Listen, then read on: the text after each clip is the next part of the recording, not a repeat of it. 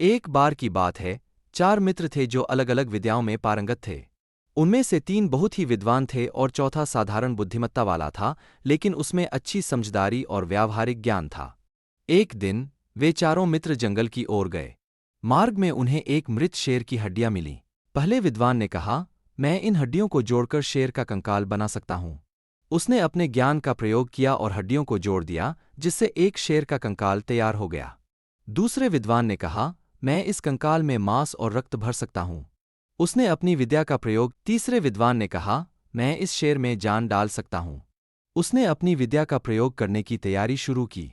चौथे मित्र ने, जो व्यावहारिक बुद्धिमान था, उनसे कहा, रुको, यह शेर जीवित हो जाएगा तो हमें मार डालेगा। हमें ऐसा नहीं करना चाहिए।